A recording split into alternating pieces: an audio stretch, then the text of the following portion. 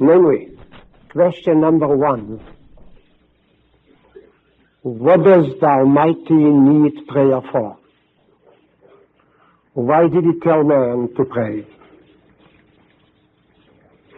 Why did He instruct man? He should tell him a story of distress and torment.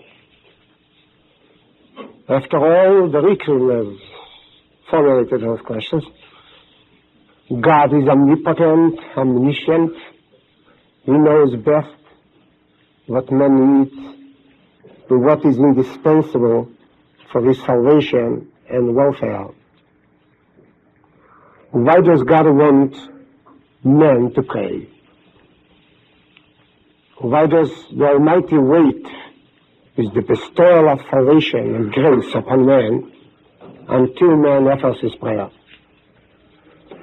Why shouldn't God act immediately in accordance with the biblical promise?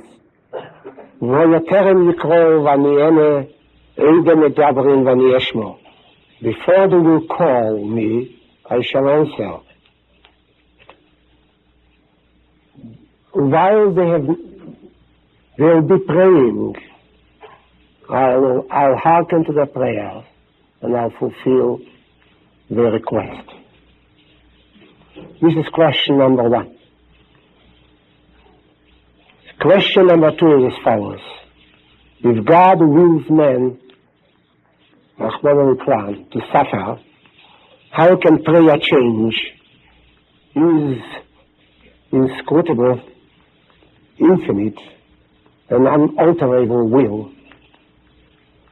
Can the word of man influence the verdict by the Almighty?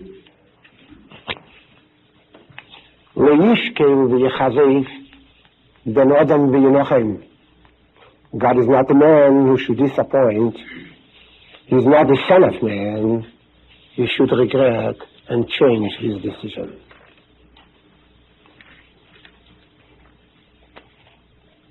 Of course, you all know, you all understand that there is only one answer to both questions. And the answer is simple and plain. Not the Almighty, but man changes through prayer. God hearkens to prayer because there is a change in the identity of man. For instance, if the Midat Hadin, a strict verdict, was about to be decreed against Mr. A, by praying, man attains another identity. And by attaining a new identity, the verdict is not applicable anymore to him.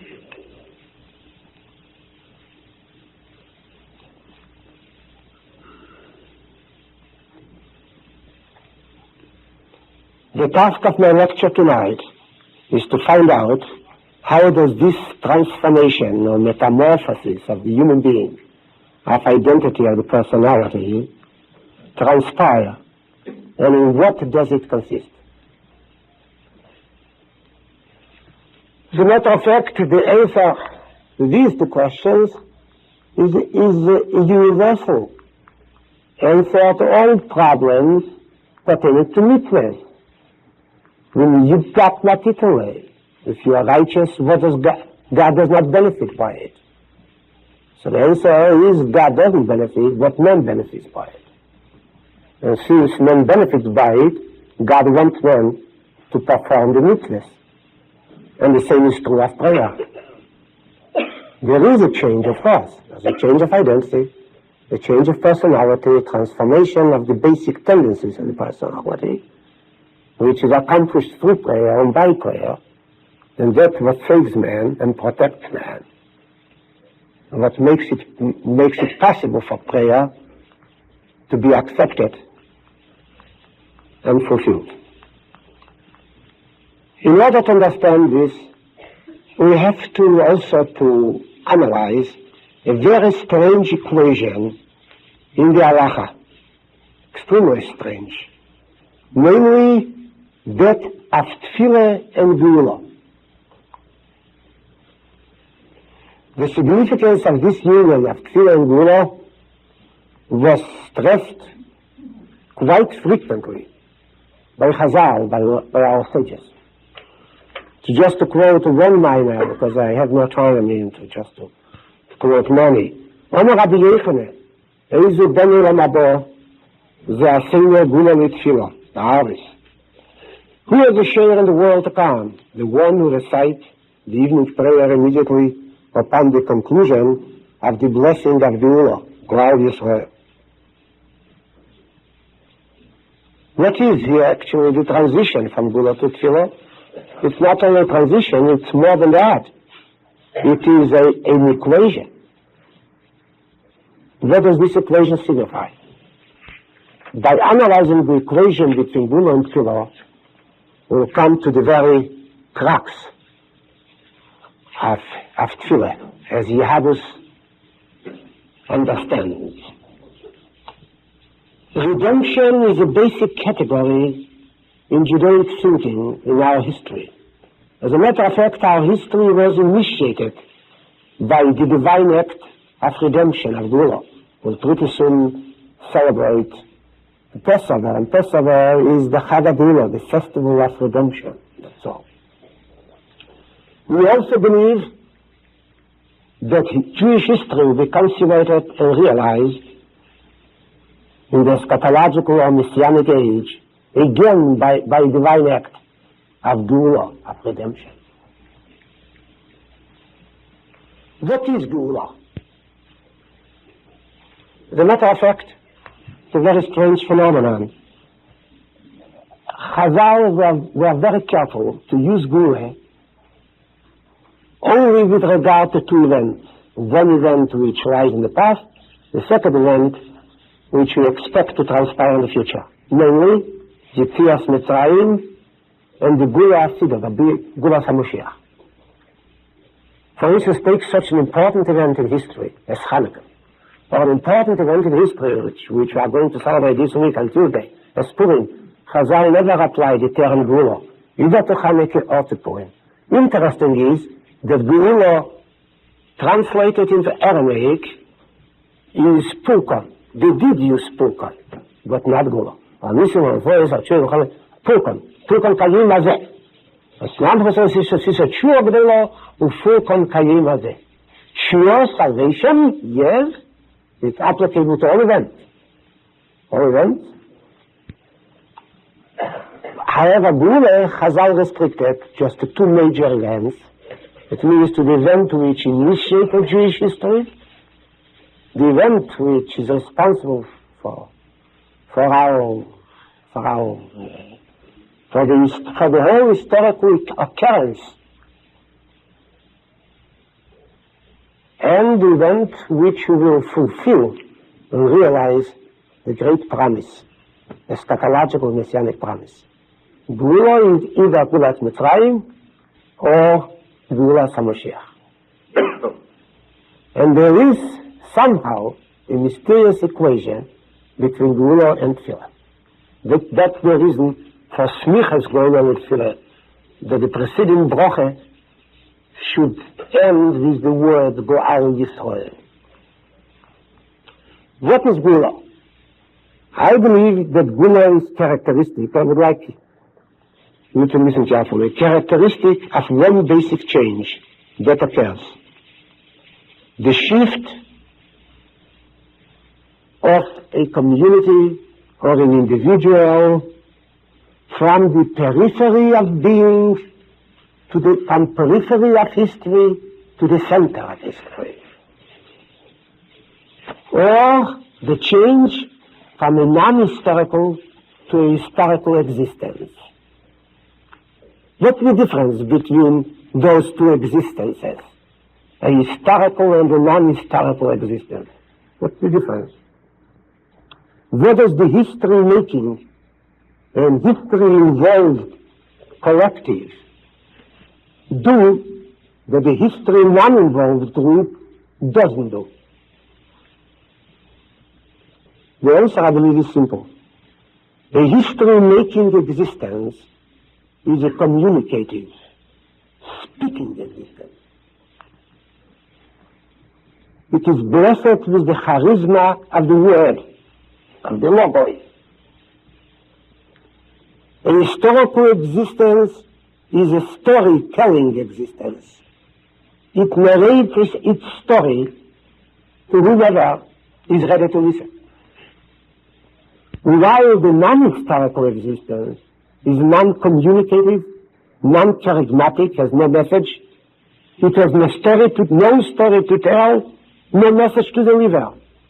Moreover, it is a mute silent existence.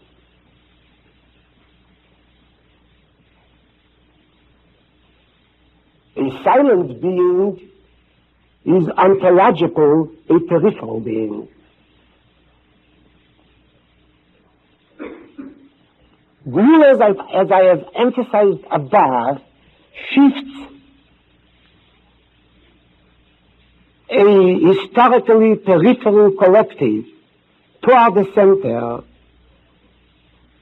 In other words, a silent people is by the miraculous power of Gula transformed into a talking, self-expressive, and storytelling people.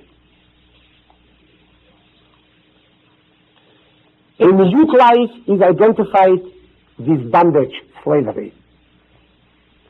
A speaking, storytelling life is a free life. The slave has no story to tell. His existence is non-history making. The free people are a storytelling people. Anyone who cares to listen may hear their story.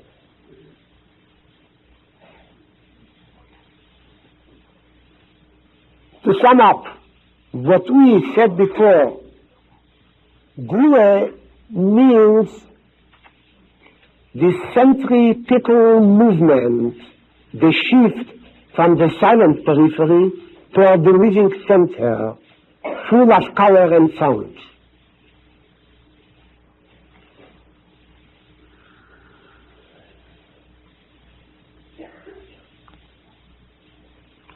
Why is this slave silence? It's a little enigmatic now, I will explain. Why is the slave silent? Why is he mute? I mean, the characteristic trait of the slave is his muteness, his silence. The free man is vocal. He's speaking.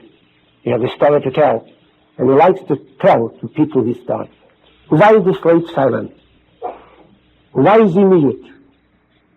The slave is silent because he's insensitive. He lacks, what I say, the tragic awareness of suffering, which is a part of human dignified existence. He lacks the very perception of human pain. At this juncture, let me distinguish between two basic phenomena. People confuse them sometimes.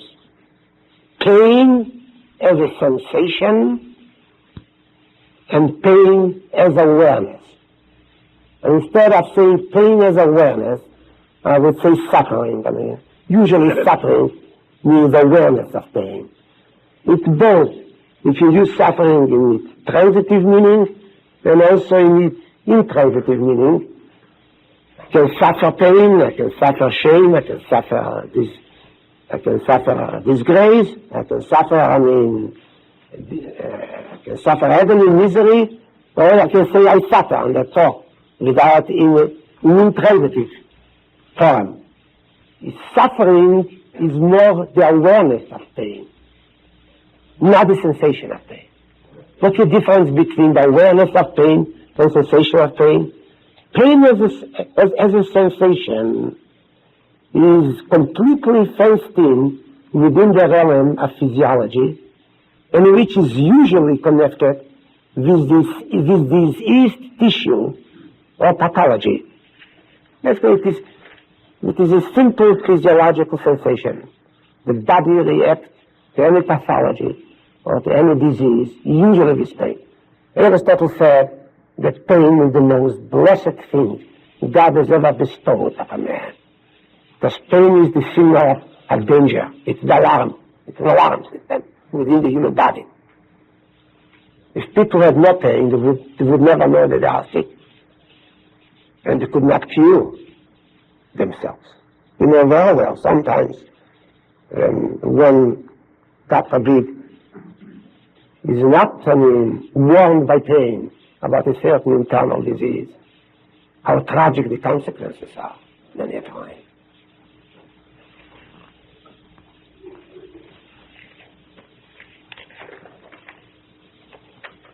So let us distinguish between the sensation of pain and the awareness of pain. Sensation of pain is a physiological phenomenon, nothing else. Like sensation of light, like any other sensation. While the awareness of pain is a state of mind. It is a deep mental anguish. In a word, the awareness of pain is not a sensation, but a spiritual experience. Not always is suffering or the awareness of pain associated with the sensation of pain. And vice versa. Quite often, a person goes through long torment, agonizing suffering, without feeling any pain.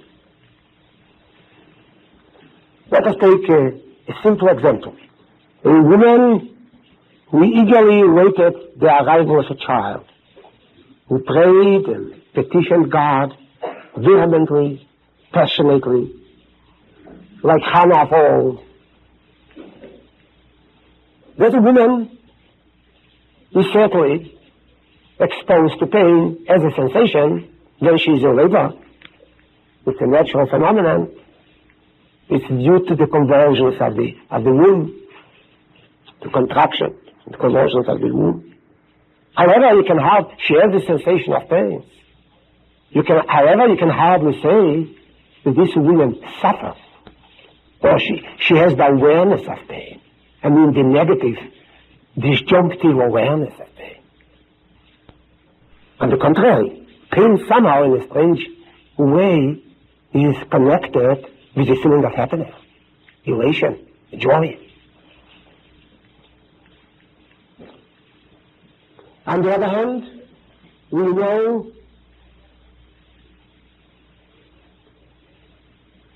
of long, agonizing torments and deep anguish which cannot be traced to pain, to physiological pain. As I said before, pain is a sensation, a physiological reaction on the part of the organism to any kind of abnormality or pathology.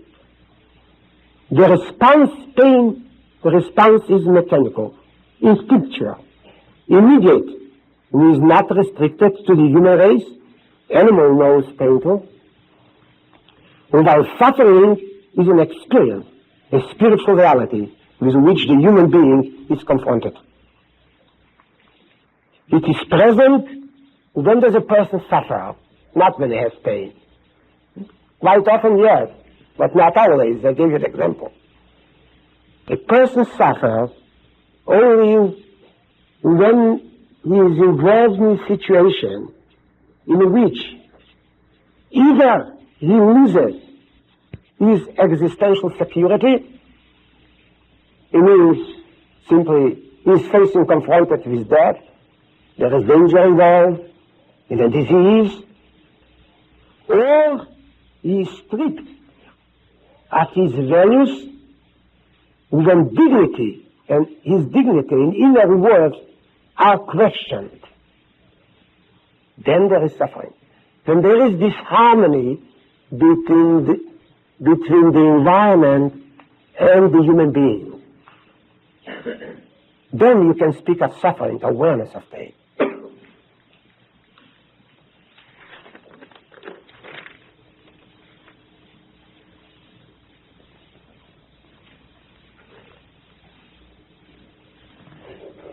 The slave is exposed to pain, so is the animal. And when he meets with pain, he may react in the same way the animal does, the brute does. Namely, it is uttering a sharp, a shrill sound, or is a howl. However, like the howl of the brute, which dies suddenly in the darkness of the night, so is the shriek of the slave. Everything is, in a split second, everything is silent again. There is no complaint, there is no protest, there is no request, there is no question why and what. The agonizing howl is heard for an infinitesimal period of time. It is mechanical, instinctual, due to convulsive reflections of the body. Yet the slave never cries in a human fashion, never moves. For those sounds are characteristic of the human being. There is meaning to crying, sighing, mourning. They express human experiences like grief, fear, or sometimes joy. Crying demonstrates suffering, while the howl of the brute demonstrates pain as a sensation. The slave knows not suffering and anguish. He is insensitive to insult. He does not feel the disgrace and the degradation of being in bondage. Inmates of the concentration camps told me, I spoke with many, that in this passage of time, they got used to everything and nothing disturbed them. They were totally anesthetized, totally, against suffering and certainly against pain. And also sometimes against pain. Even the sharpness of pain was considerably reduced. So were our ancestors in Egypt, who were born into slavery, into Beit Avodim, who never enjoyed freedom, who never knew what a free life is, and they considered that fear and torture and bondage as the normal phenomena. They did not miss anything. Quite interesting is the following passage in the Zohar, in Vayero. I believe it is Zohar 12. When Moshe told the Almighty, in Bnei Yisrael Yishomu Elai, Ve'ich Yishmoini Parei, V'ani Araut Fasoin, behold, the children of Israel have not hearkened unto me. How then shall Pharaoh hear me, who am of uncircumcised believed? So the Zohar says as follows. I'll read it in Aramaic, then I'll translate it. Moshe Kolo, Moses possessed the voice. The Dibur, the Iyu Mila, delay, have a bigoluse. However, his speech was in bondage. And he could not pronounce the word. He had a voice, he was vocal. He could emit a shriek, a cry, but he couldn't speak. He couldn't pronounce the word. ובגינדו, אומר, איך ישמענו פרעי, בעד דמילה דילי, עד בגלוסה. And that's why his lips were uncircumcised. That's why he said, ואיך ישמענו פרעי. The words were not at his disposal. They were enslaved. A word is enslaved. It's interesting. When we speak about enslavement of man, the Zohar has the concept, the word is enslaved, the language is enslaved. I can utter sounds, but not words. Tochazi, that they have said. Come and see. Kozilne the dibur ave Kozimle, the dibur ave begeluse, kole historically. As a matter of fact, our ancestors in Egypt did not possess even a voice. They were completely silent. Kadosh Moshe, when Moshe appeared, the first time he appeared, you know, the two incidents, the two episodes. One is the first appearance of Moses in the camp of the slaves, in the so-called concentration camp of the slaves. When as a young man he came out and he met with the Egyptian, he was smiting the Jew, and with the two Jews quarreling. Kadosh Moshe, when Moshe appeared, also called, the voice appeared with him. When Moshe had a call belenule, but none could pronounce a word. The Ochi and Moshe had no word, had no speech. At the Krivu Torah de Sinai, until they came to Mount Sinai. The Siyavete Reise, and the Torah was given to them. The Dozimne, at that time, at Mount Sinai, is Haber Kole Bedibur. So the voice joined the word. Or the voice was converted into speech. This is a verbatim translation of this here. Before Moses, there was not even a voice. The slaves were mute, silent. No sound was heard. No complaint was lodged. No sigh was uttered. Just agonizing, inhuman shriek or the howl that split the silence of the night, and which died immediately. The slaves were silent, gloomy, voiceless. The women did not cry when their infants were snatched away from their arms. Mothers told me from Zurich and Warsaw, when the Nazis used to snatch away their children, they did not shed a single tear. They did not cry. They couldn't cry. They were voiceless. There was no sound. They couldn't emit any sound. To emit a sound and to cry and to protest and to lodge a complaint and to ask why and what. And or sometimes to shout for help is a human experience. When one loses his human dignity, his freedom, he loses his speech, his voice. Before Moses came, as a young man, so it was the Goshen, the camp of the slaves, was a silent, voiceless, soundless camp. No one complained. No one understood that he is entitled to a complaint. He thought this is the way things should be. Therefore, don't forget that the Israelites were born into slavery already. They've never experienced a free life. So they couldn't distinguish. How can you distinguish colors? If you compare color. If you don't compare color, you cannot distinguish. How can one enjoy, resent slavery, bondage, if he experienced freedom, if he enjoyed freedom? If he has never experienced freedom, so why should he resent bondage?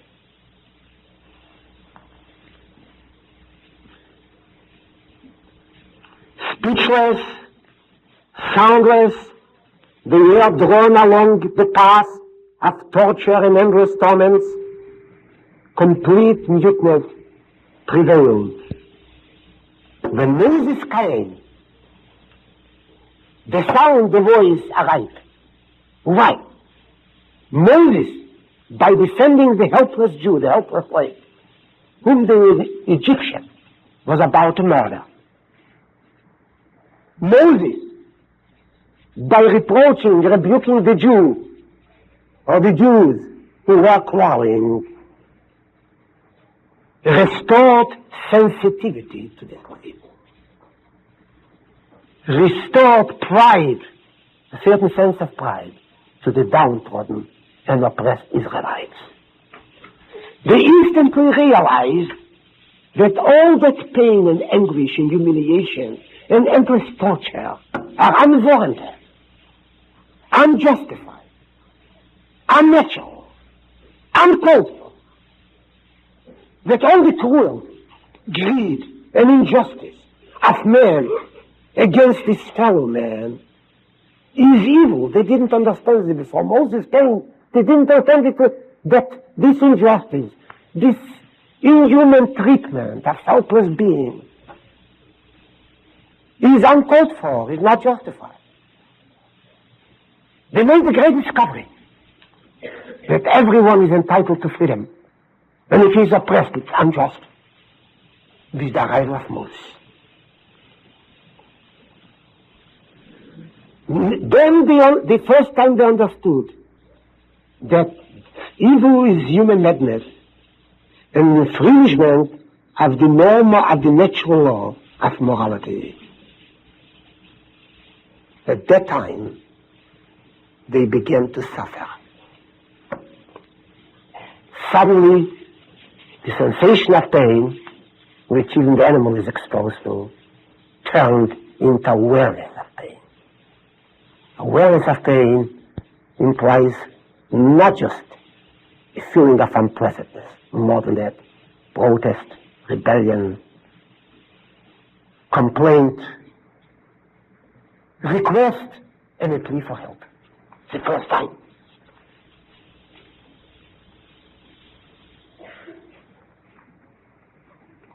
At once they began to moan, to cry, to accuse, to indict, to ask for a change, to demand justice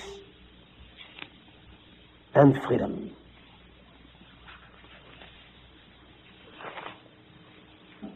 And how beautifully the verse in Exodus describes the change, which Moses' arrival and Moses' intervention brought about. ויהי בימים הרבים, ויומס מלך מצרים, ויהולכו בני ישראל מן העבודה, ויזעקו, ותעל שבוסם אלוקים מן העבודה. When was it? How long were the Jews in Egypt? I mean, it's very hard to say. But let us say a few hundred years. No. This story, ויהי בימים הרבים ההם, ויומס מלך מצרים, ויהולכו בני ישראל מן העבודה, ויזעקו, ותעל שבוסם אלוקים מן העבודה. And it came to pass in the course of those many, not days, as the standard translation says. Because yomim in Hebrew is years, not days. You say Arishas Yomim V'Shamim means year. And it came to pass in the course of those many years that the king of Egypt died, and the children of Israel sighed, the first sigh, by reason of the bondage, and they cried the first cry. And the cry came up unto God by reason of the bondage. Now there is one question. What is the question here of this body? There is a simple question. What question should be raised? Why didn't they cry before? Hundreds of years there. Hundreds of years in slavery, in bondage. Treated inhumanly. Children snatched away from the arms of their mother. Drowned in the Nile. Not a single Jew aside. Not a single Jew has emitted a cry. A human cry. A human note. Not the howl and the shriek of the brute and the beast. It was complete silence. In the youth, hundreds of thousands of Jews, all of them youth. And suddenly they began to cry. They began to sigh. And they began to beg, to rebel, to protest, and to demand justice. So the question is simple. Why didn't they sigh before the Moshe episode? This follows immediately the story about the Moshe episode. When Moshe fled to Midian, ויהי ביום הרב מועד.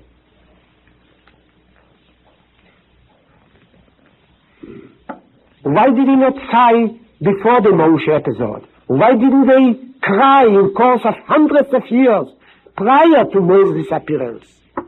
You know why?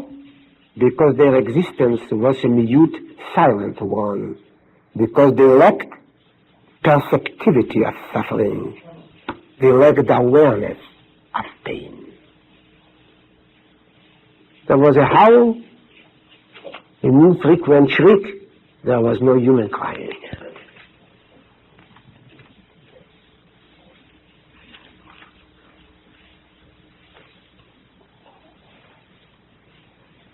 However,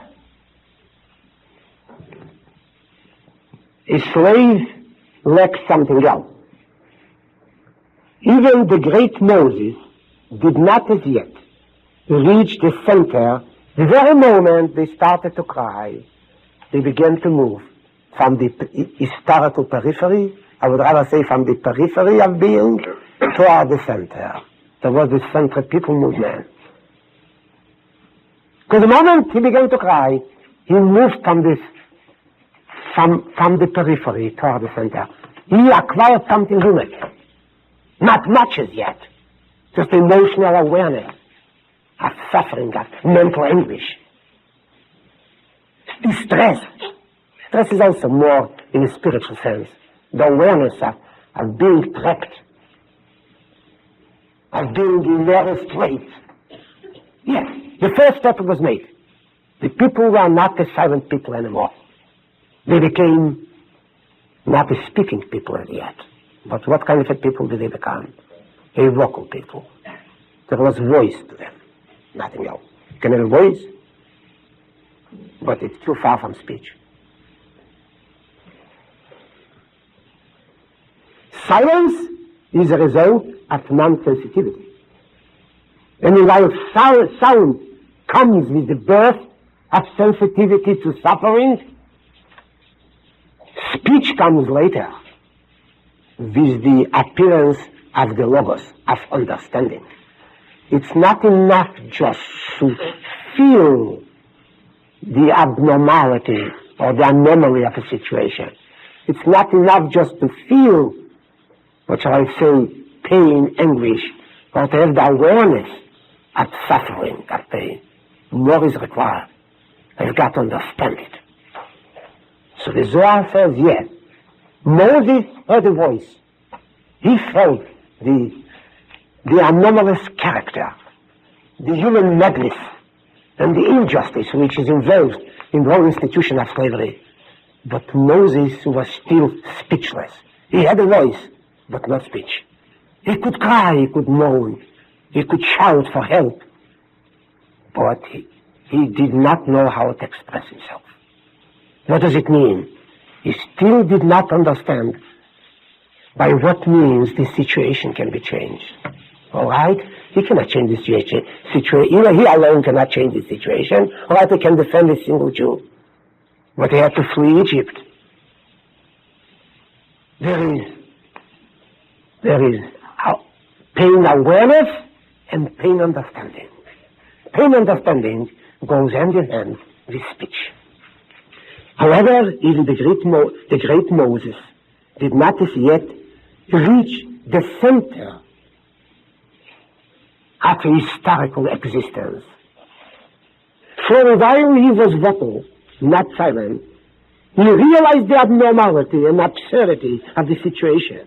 And while he was the first one to emit the first cry, human cry,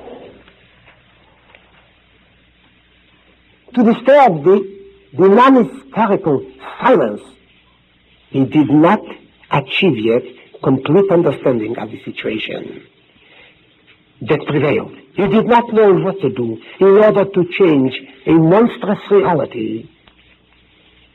He felt intuitively the shame and disgrace of such an existence, yet he failed to realize what action must be taken in order to remedy the situation. He protested, yelled, it means he had a voice. He killed the slave driver, yelled, he defended the Jew, he rebuked the Jew who lost his dignity and kindness. However, he did not believe that anything can be accomplished in order to change the situation. He felt the pain, he was filled with indignation, rebellion, yelled, shouted. He was not silent, yet he still was in the state of darkness and impotence as to the future. Everything seemed to be chaotic, confusing, and bewildering. Moses made a great step forward. He broke the silence. The existence began to move from the silent periphery toward the loud center. The community became a vocal one. But however, it was yet far from a speaking existence. It was not mute anymore. Nevertheless, it was still a wordless existence. Kadose Moshe Ose Kole. When Moses appeared, the call came, the voice. But however, Moshe had a callable mile. He had a voice, he had no speech. Speech is a representative of understanding, of realizing not only the situation is bad, what can be done in order to remedy the situation, in order to change it. He was still on a house for sighing. He had uncircumcised lips. The word of neglecting. He was still in exile. The word was never there. They proved that Moshe did not believe that it's possible to take the Jews out of Egypt or to free them, to deliver them from bondage. Is the proof that he left Egypt, went off to what? To Midian, and he stayed there a long, long time. Vayigdal Moshe vayetze Lochov. Moshe grew up and he came out to his brother. How old was he? I mean, it's very hard. There are different medrashim. How old was Moses? What would you say? He was a lad. How old was he? Let's say 15, 16, 18 years. When Moses came as the Redeemer, charged by the Almighty with the task of delivering the Jews and taking them out of Egypt and making a people out of slaves. How old was he? 80 years old. And in 60 years, Moshe was away from Mitzrayim. Moshe gave up. And then suddenly, unexpectedly, Moses came, Moses found himself in the Sinai Peninsula, and he saw the burning bush. And the great dialogue between Moses and the Almighty was initiated. But Moshe gave up. He felt the shame. He didn't know how to act. HaKadosh Baruch Hu told him later. And in that effect, Moses had a long debate with HaKadosh Baruch Hu. Moses was very skeptical that a Jew is capable of achieving freedom.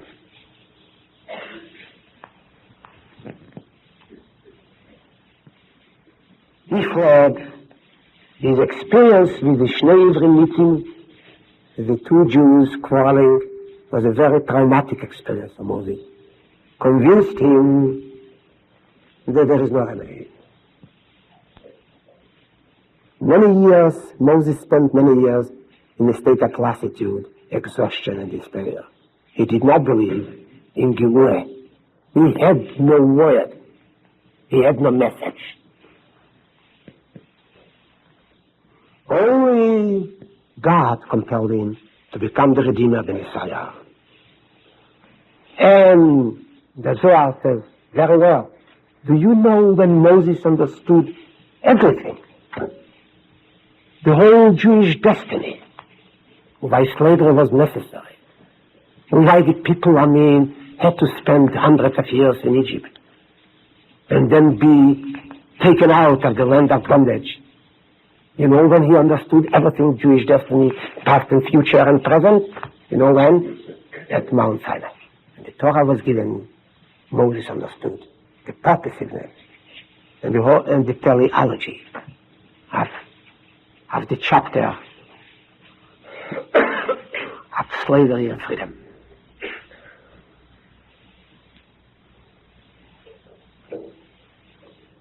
In the light of above said, we may say that the road from Avdus to Geula, from slavery to redemption, is divided into two parts.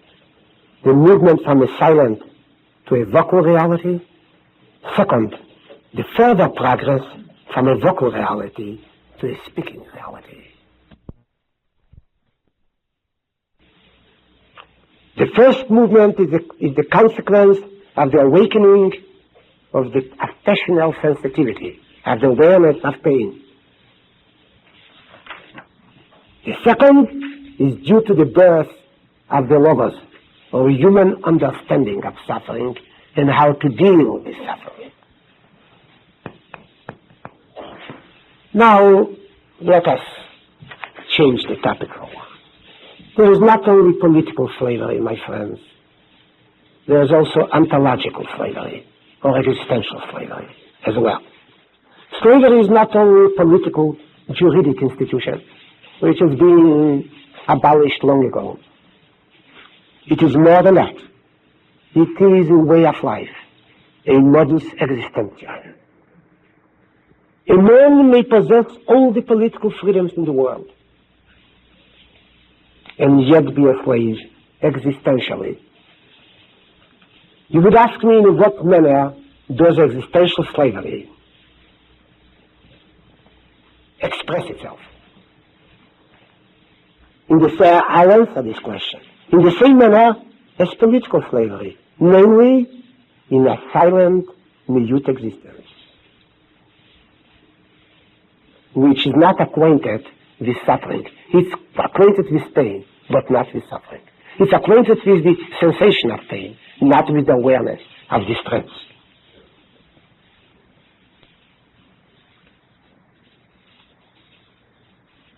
The Avodim Yinu, the Father of the Mitzrayim, tells us not only about the slavery of a community in a political juridic sense, but also about the slavery of an individual in existential ontological fashion.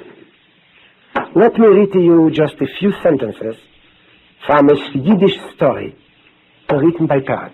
I believe his description of a certain type is exactly the description of a slave, an existential slave. I'll read it in Yiddish. I'll translate it to English. He writes as follows. Da auf der Welt hat Bonche Schweig steht, gar keinen einzigen Eindruck nicht gemacht. Fragt ihn jetzt in der Herren, wer Bonche ist gewesen. Bonche hat still gelebt und ist still gestorben. Wer Schotten ist durch unsere Welt. Auf Bonches Bries hat man kein Wein nicht getrunken. Es haben kein Käses nicht geklungen. Zu der Mitzwe hat kein Klinge der Drosche nicht gesagt. Gelebt hat wie ein groi klein Kerndl auf Samt beim 13 Jahren, zwischen Millionen seinesgleichen. Und als der Wind hat aufgegeben, ein Kerndl und als übergeworfen auf der anderen Seite, hat es keiner nicht bemerkt. Bonche Schweig's death made no impression whatsoever. No one knew who Bonche was. Bonche lived mutely and died quietly. Like a silent shadow, did he cross our world. A bunch of circumcision, no toes were drunk. Glasses were not clunked. No one cleans glasses. At Bar Mitzvah, no rousing droshe was delivered. He lived in anonymity like a grey, minute grain of sand on the beach of a stormy sea among millions of identical sand particles. No one noticed that the storm picked up one particle and carried it across the sea. And let me tell you, there are people who live on the outskirts or fringes of being. They are faceless and nameless. No one is interested in them. No one is concerned to breathe or over them. No one rejoices in their presence, and no one bemoans their absence. They come and go like this spirit figure without leaving a trace or making a mark. They are forgotten people. And when I come to the cemetery, I see that the cemeteries are full of them. The death notice, if such a notice does appear in the press, or the tombstone, if the wind didn't carry it away, are the only reminder that somebody existed sometimes somewhere.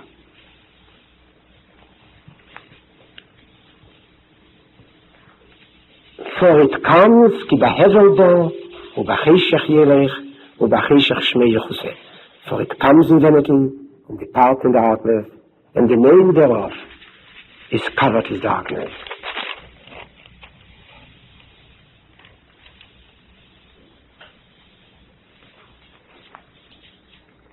Those people have, like our ancestors in Egypt of old, a very high threshold of pain. The act is being very insensible to pain. Even at times of agonizing torment, they, the dwellers on the fringes of being, respond with silence. The abnormal in their mind is confused with the normal, the monstrous with the human. Those people are speechless, wordless, soundless. They are silent people. You have to sell the view that man is vocal being because he has certain needs. He wants to gratify, right to assert, demands to articulate. He was granted speech in order to be able to define his needs, state his rights, demand or plead that society treat him with fairness. Complete insensibility to pain, to basic need and human rights, was equated with silence. Wherever there is need, there is sound. When there is no awareness of need, there is no sound. We were speaking about some people who lead a peripheral silent existence. Judaic existentialism has gone a step further.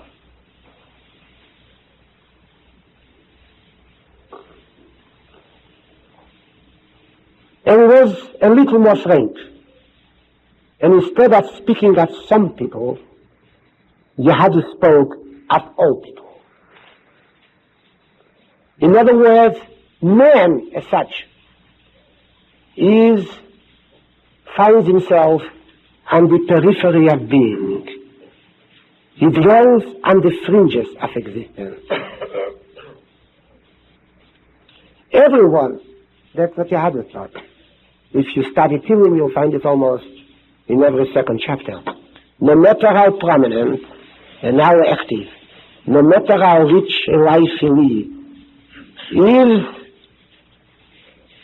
in ontological bondage, in slavery. His existence is a silent one. Every man is speechless. Silent being, no matter how vocal and articulate and loud voiced he is. We have developed, please listen carefully, the equation of silence and the absence of a need awareness. Silence the person who has no awareness of his need. I mean, when we speak about silence, it's more, we use silence as as a metaphor. It's more a figurative speech. Silence means person is not aware of his needs. The slave was not aware of his needs. He is silent, whether he emits certain sounds or not is completely irrelevant. So the equation, silence means the awareness of need, the lack of the awareness of need. Vocal existence means an existence which is aware of its need. But of course, if one is aware of its need, he is also aware of his rights, and he has the boldness to demand justice.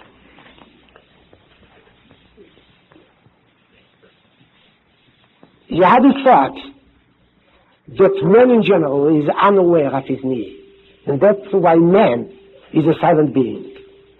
No matter how the most sophisticated and cultured person exhibits lack of knowledge of his basic needs and ignorance as far as his real destiny is concerned. Many times we desire the undesirable. and frequently we forget our fundamental needs. Even the personal experience is completely distorted. Many a time we are in agony while suffering is not justified, and vice versa. We feel no pain when we are in real trouble.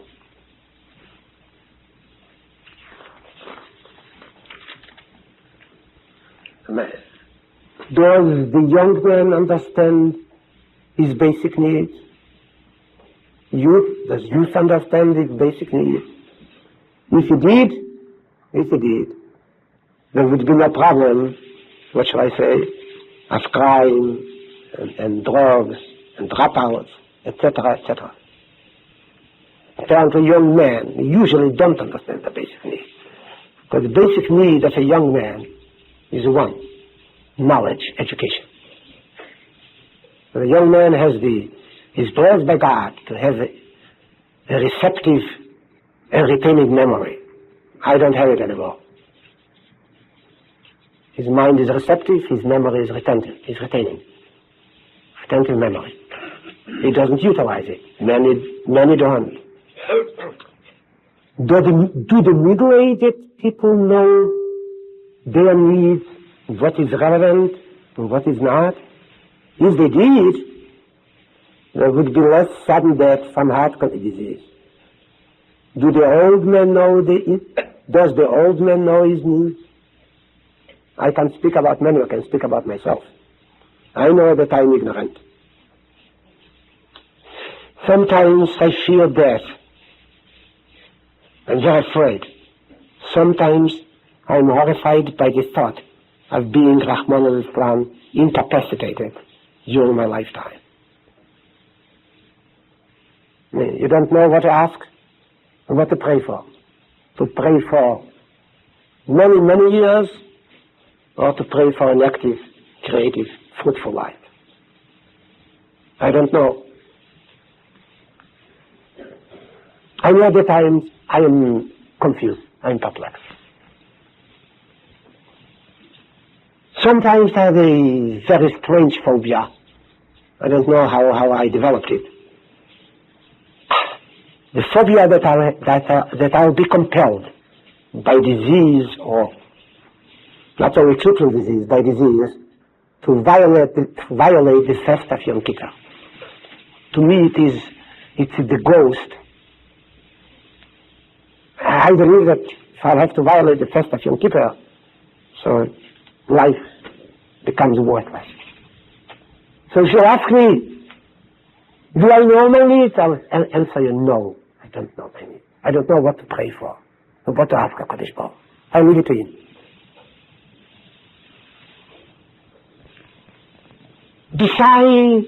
Beside ignorance, we are all forgotten people. Who knows us? Who pays attention to us? Who is interested in us?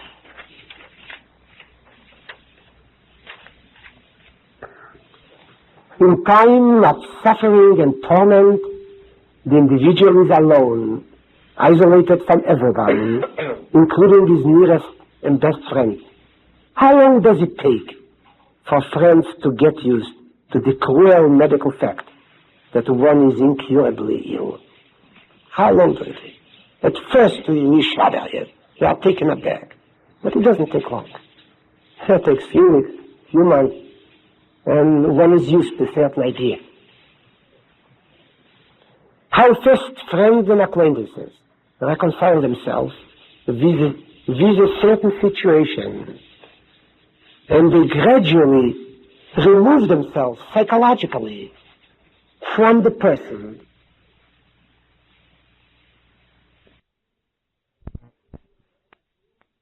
When we say man is free, we understand that man is free to decide in favor or against the moral norm. That's exactly what we understand. Yes, we wonder if God created man in his image and finished and fashioned his personality, inculcating in him basic tendencies and patterns of behavior, how can man change the modus existential, the way of life which was chartered by his creator? How can Maimonides say that man is free? If God created man, and to create a man means not only the body, to create the body, to create man biologically, what means to create him spiritually. It means his character was inculcated in man, certain basic tendencies were implanted in him, God chartered the way of life. That's man. If God has fashioned man, so how can man be free?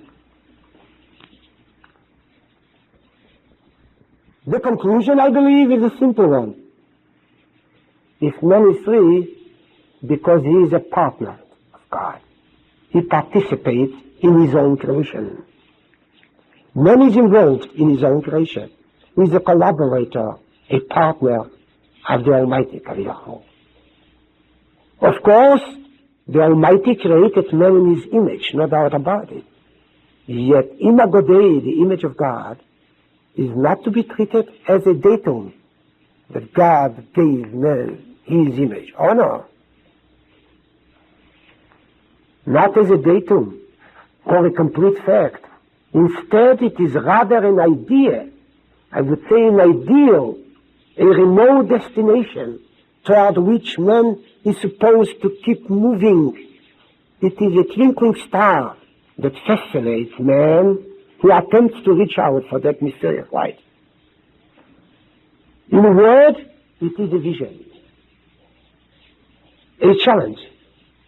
God creates man as a peripheral being. Man is unfinished. He implants in him a latent, silent personality. It is man's task to make the centripetal movement from a mute periphery to a full, loud, and spitting center. Man is free because he does the fashioning of his personality. God wants him to make the design, to develop the basic concerns, to arrange the hierarchy of values, to convert silence, Halakhic silence, into morphological speech. That's why man is free. He and no one else sets the patterns and the way of life. I have always interpreted that the plural form which the Bible uses in telling us the story, the narrative about creation of man, the famous word, Naaseh. Question is, Naaseh to whom? To whom did God address himself? He said, we'll do it together. So one Midrash is addressed himself to the Malachim, to the angel. The Ramban says he addressed himself to nature. But I interpret differently. He addressed himself to man himself.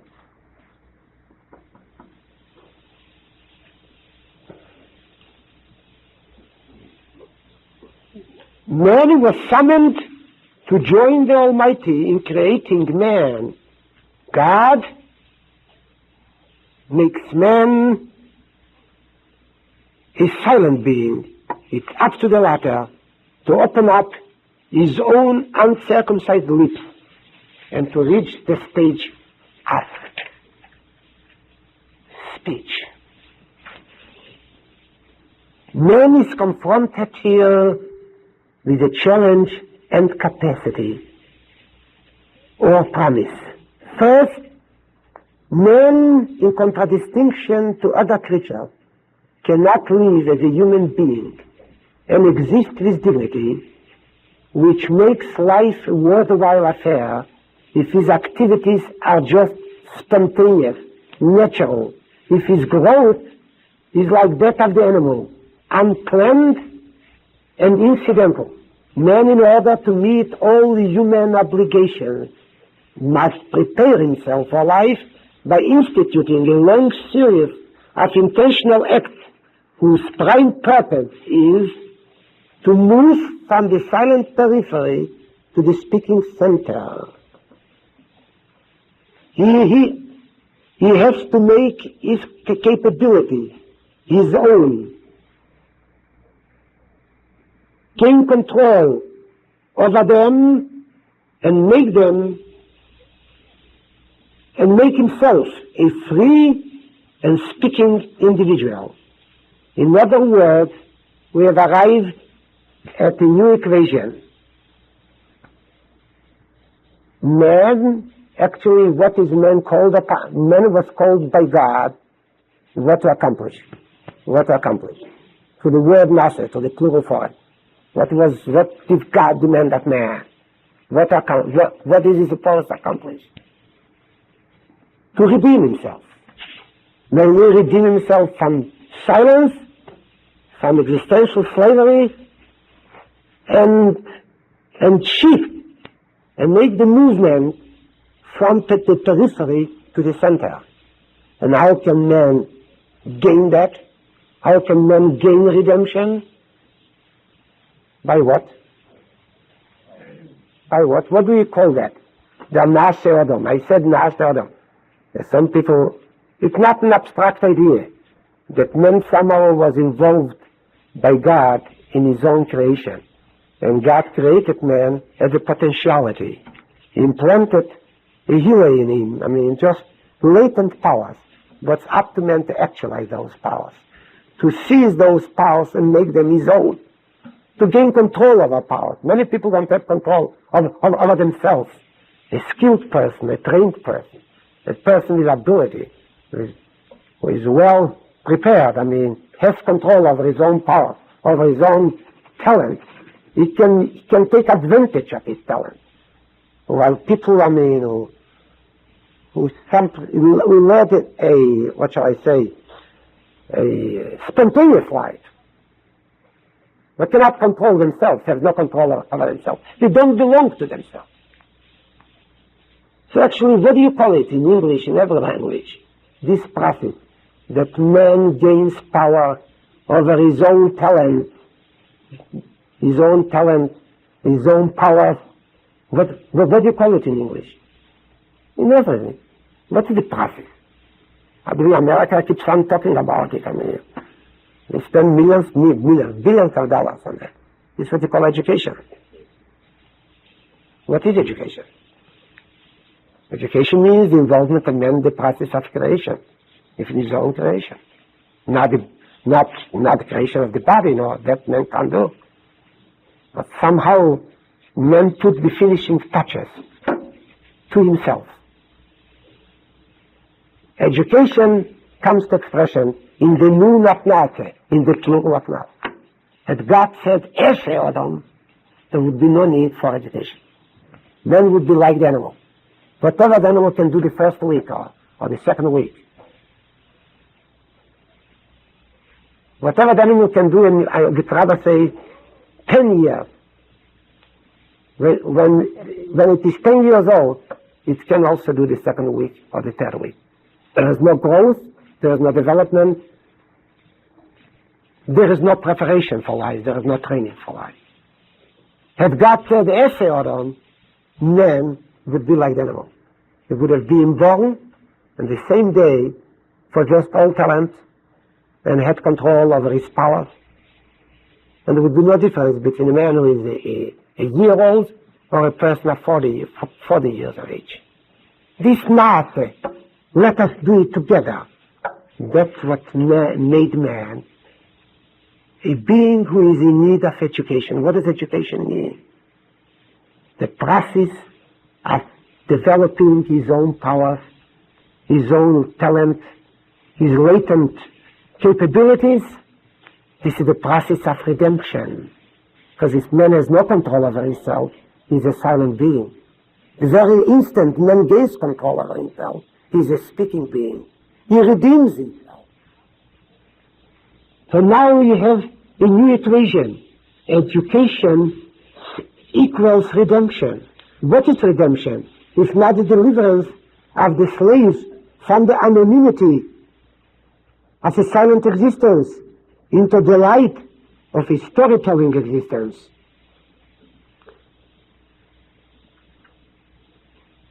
What is education if not the freeing of silent Halakhic powers and and endowing them with creative actuality and manageability? God created man a silent prisoner. It is man's job, to deliver himself and to become a free-speaking personality. Indeed, any teacher can tell you that. From his or her experience, that teaching is an act of liberation.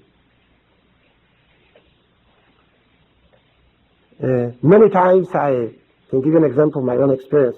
Many times, quite often, I'm assigned a pupil whose scholastic record is not too encouraging, the mild statement. I inquire of his previous teachers or yeshivas. The answer is usually standard. A waste of time. Yeshivas say it, they have a nice expression for it. Adrochel vatola. He's in my class, of course, he comes into my class, he's a backbencher. Silent, not a single sound comes forth. I ask questions, I have to answer. Afraid to meet a single sound. It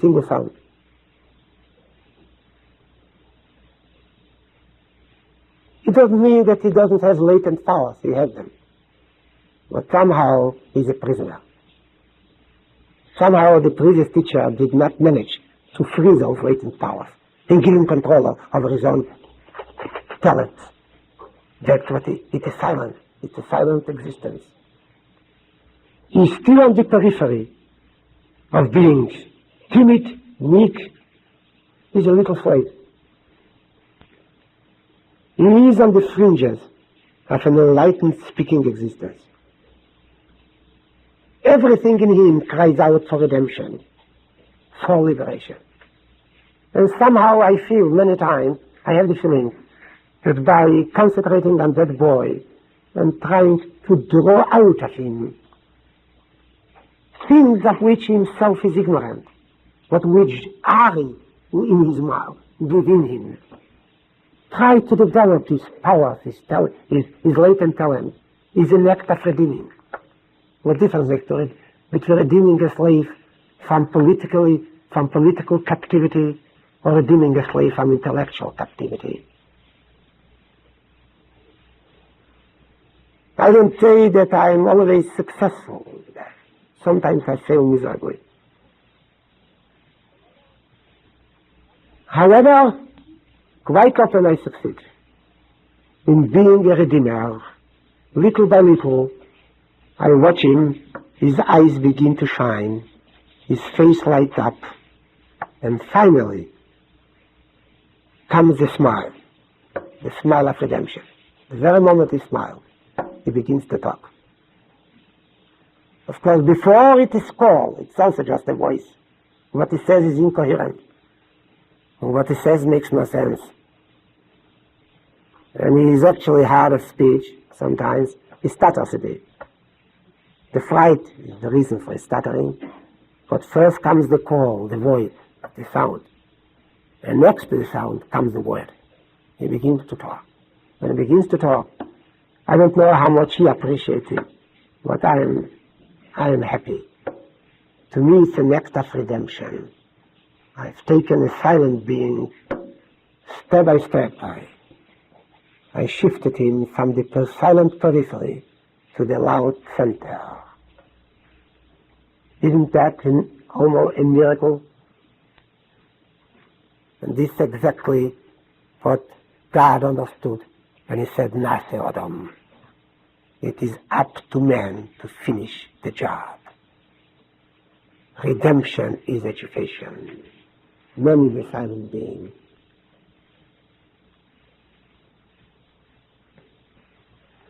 Now, we have arrived at a new equation. Since A, let us now just concentrate. A is Q equals B, redemption. Correct? We said before, we don't know yet how high. And B it means redemption, equals C, education. So of course, using an old premise of math, that if A equals C and B equals C, now if A equals B and B equals C, is A equals C. So since here prayer equals redemption, and redemption equals education, so then you have a new equation that tefillah equals education, prayer equals education. Or self-creation and self-formation, which is the prime task of man. We said at the very outset that the power of tefillah expresses itself in an attempt to influence not God's decision, but to give man another identity. Of course, we could not say what kind of change occurs in man on account of prayer. Now we are beginning to see the light. Prayer changes silent man into speaking man. Prayer liberates a mute existence from the shadows of nothingness. And the process consists of two stages. As before, the discovery made by man that he is a being in need. First of all, in order to pray, man must have the awareness of need. If there is no awareness of need, there is no prayer. That he must man must have the awareness that he must get certain things in order to live like a human, that certain desires must be gratified for the sake of making his life purposeful and worth living. A needless existence, like that of an angel, was rejected by us. Yahadus thought that man is superior to an angel. The only exception to the rule was Maimonides. But all scholars and all, in particular the Kabbalists, they said man is superior to angel. And why is man superior to angel? Because an angel has no awareness of need. Man has the awareness of need. And humanity means is to be equated with the awareness of need. Yahadus rejected a needless existence like that of the angel was rejected by Yahadus.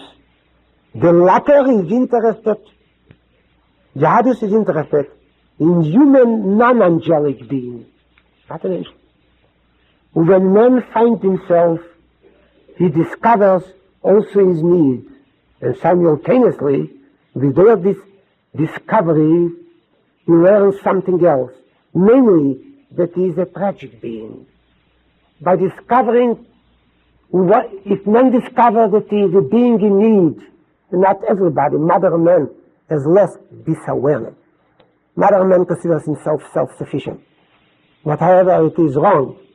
It's wrong, and man will never achieve self-sufficiency. But man, by discovering that he is a being in need, like our ancestors in Egypt, when Moses came and emitted the first sound, the shrill sound, that they are in need of freedom. Man discovered, man, if he's about to pray, he must make this discovery. I am in need of something, and of which I cannot take care. And by discovering need, man discovers something else. Namely, what does he discover?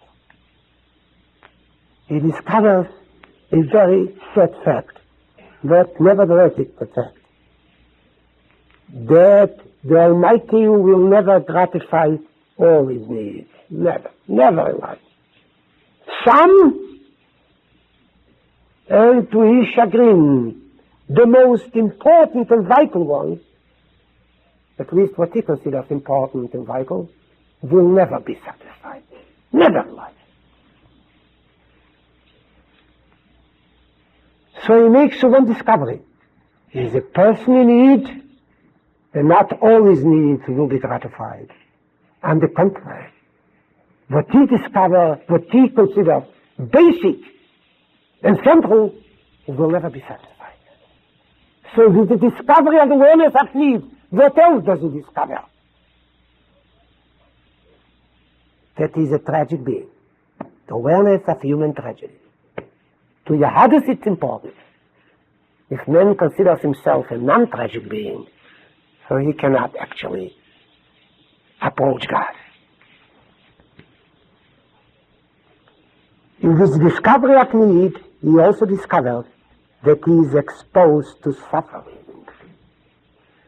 He finds out that God will never gratify all his needs. Some, and to his great sorrow, the most basic and important, at least which he considers basic and important, will never be satisfied. Hence man suddenly discovers himself in distress. And the first outcry, the first shriek, the first tear, and the first lamentation is this prayer. And then somehow, you know very well, Descartes, Cartesius, I don't know how you call him, he said once that the substance of man is this thinking, the ability to think. His famous saying, cogito ergo sum, since I think, apparently I exist. Now let us forget about the epistemological, twists which are involved in that sentence. But what Descartes wanted to express, that a non-thinking being is not mad. The greatness of man consists in his ability to think.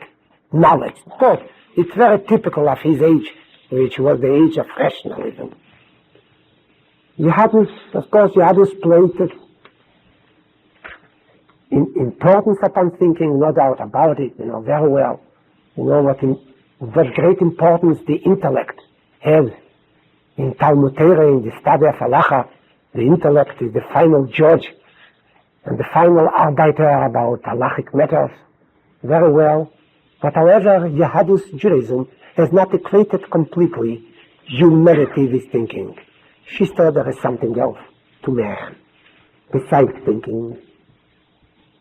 And apparently, if we should formulate saying Allah, that which was formulated by Descartes, we could say as follows. In English, I suffer, ergo, suffer, hence I do exist. In Latin, it would be more or less, dolorem fere, ergo sum. I suffer grief, that's why I am. Descartes' cogito applied not only to man, but to angel as well. The angel is also thinking, a thinking being. But the Judaic postulate applies only to man, not to angel. And Yahadus is interested in man as a man. Man is greater than the angel, superior to him. So in order to distinguish man from the angel, it's not enough to say cogito, I do think, ergo sum, therefore I do exist. But it's different. Dolorem fere, cati, ergo sum, I suffer. I'm a being in need. The angel has no need. I'm a being in need, and my needs will never be fulfilled. Some will be, some never. And the choice is not up to me. The choice is up to the Almighty. If men discover that he don't need it, and not only it will be fulfilled, so he discovers that being is a tragic affair. To exist, there is some tragedy to existence. Dolorem fere, ergo sum. The very moment he discovers it, he is ready for prayer. What is the response to this discovery of need and discovery of tragedy in being, of suffering? What is the first response? How did our ancestors in Egypt respond to the discovery that they are in need of freedom, how did they respond? Vayizoku. They cried out. The first shriek, the first outcry. Of course, that happened in Egypt. It was prayer. It's not only a story related to Egypt. Every individual goes through this experience. For a while we think that is in no need. Usually young people don't think, they have no awareness of need. What they want is not to be created with this need as a trait of the human being.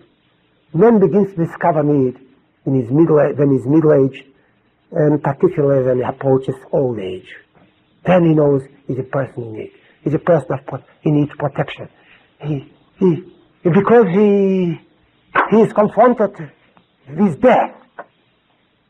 And he knows that he'll lose the battle. Sooner or later he'll lose the battle. So he discovers his own tragedy. And of course the first response to it is an outcry, is prayer. That happened in Egypt millennia, years ago. That happens to everyone now. Jihadis, I want you to understand, Jihadis has rejected the quietist philosophy as tolerating silently a wrong done to the individual or to the community. Jihadis didn't like it. The Torah wanted men to cry out aloud against any kind, what shall I say, of affliction, react to injustice and pain immediately. For Yahadus held the view, wherever man is immune to pain and suffering, wherever he does not perceive the ugliness in life, the disproportionate and unjust, wherever he does not feel the spiritual pain of disgrace, the disgraceful situation, and does not shudder and cry out at the sight of Satan, is not capable to apprehend beauty. The awareness of need is usually the all-embracing awareness of man. Whoever is responds to need and to pain and to suffering, responds also to beauty and to kindness. Wherever is not frightened by the ugly can never be mesmerized by the lovely. Whoever feels no pain when encountering injustice is unable to, injustice done to himself, is unable to be a champion of justice. Whoever is not sensitive to torment or disgrace does not know what compassion and mercy stand for. The perception of the human need, the feeling of pain, when the gratification of the need is denied, the spontaneous negative response to the shameful and vulgar is indispensable for the progressive development of the human personality. People whose, what shall I say, threshold of pain is very low, the threshold of pain is very high. People who actually don't respond immediately to pain, who have no awareness of suffering, so-called, what you call them, happy-go-lucky. Such a type of people. What do you mean you say he's a person of happy-go-lucky? What I mean, as a psychological type, what does it represent? It represents he's not affected by pain so quickly as another person. There is a certain optimism in him, and he's worthy. It's not always a positive trait of a person. At times it's a negative trait, because the sensitivity to pain is identical with sensitivity to beauty and to kindness. If I'm sensitive to pain inflicted on me, I'm also sensitive to pain inflicted upon somebody else. It is the central awareness of need includes everything that is human and noble and beautiful. Prayer in Yahadus is, unlike prayer in the mystical literature, bound up with human needs. None of the person in need is called upon to pray. This is halachically correct. Halachically, prayer is the response to suffering. You know very well, Nachmanides, the Ramban, who did not list prayer as a Pentateuchic, as a Deraisa, mitzvah, as mitzvah, that during time of disaster, in the case of catastrophe, and actually man is confronted with danger, so it is incumbent upon men to pray. So you see in the Ramban that the reason for prayer, what is the reason for prayer? Halakhic reason, not philosophical reason. What is the reason for prayer? Is need, distress, or the awareness of need. When security of being, existential security is undermined, is moment. Even Maimonides, who considers daily prayer a Pentateuchic obligation, holds also the view that distress is the source of prayer. The awareness of need is the source of prayer. You know what the difference between Nachmanides and Maimonides is? Between Ramban and Rambam is not about prayer. They both agree that the reason for prayer is need, the awareness of need, the awakening of the awareness, and the human understanding, the human realization that he is in it, that existence is in it. What's the difference between Maimonides and the Ramban? Revolves about the concept of distress. The Ramban speaks of distress in terms of disaster, catastrophe. It comes from time to time, but it's not permanent. While Maimonides considers that man is always in distress, always in need, so there is always a place for prayer. But halachically, prayer is not him singing. I want you to know. If I listen to mystical literature, his prayer is him singing to extol God, to praise God, to sing hymns, to thank him. Halachically it's important, but they are secondary to petition. While the mystics laugh at petition. Petition, they say, is egocentric prayer, selfish prayer. Man wants God to give him riches and to give him prominence, to bestow upon him material blessings, completely unimportant, irrelevant. What do you need it for? What is prayer? Prayer means just the hymn, the enthusiasm expressed, and the ecstasy expressed through the service or through the singing of a hymn. That's according to the mystics. Yahadus is a different concept. The matter of fact is a Teidish Shemesre. Shemesre consists of 19 blessed benedictions, correct? How many benedictions are devoted to petition, and how many benedictions are devoted to praise or to thanksgiving? How many? You have 19 brachas.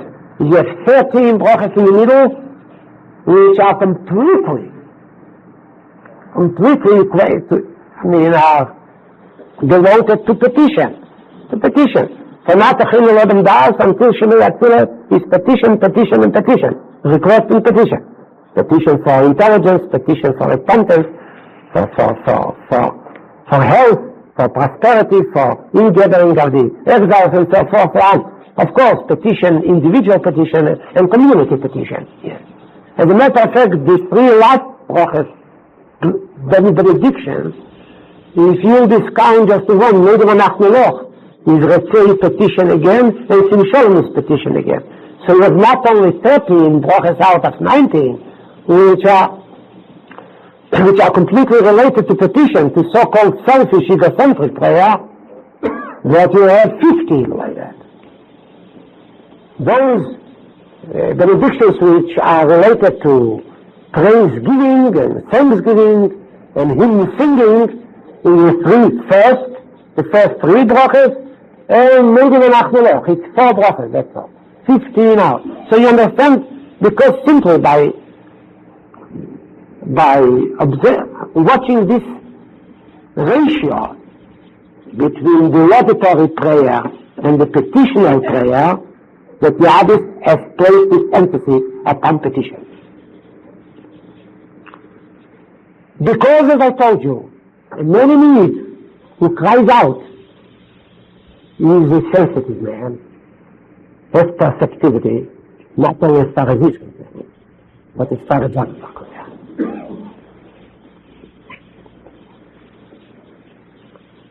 Yahadus wanted man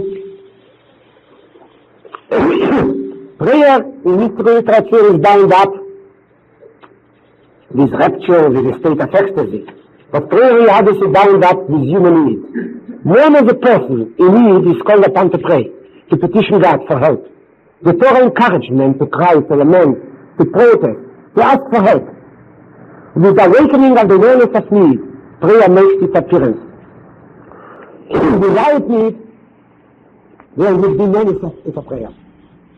Prayer in this stage is called what? Is equated with water.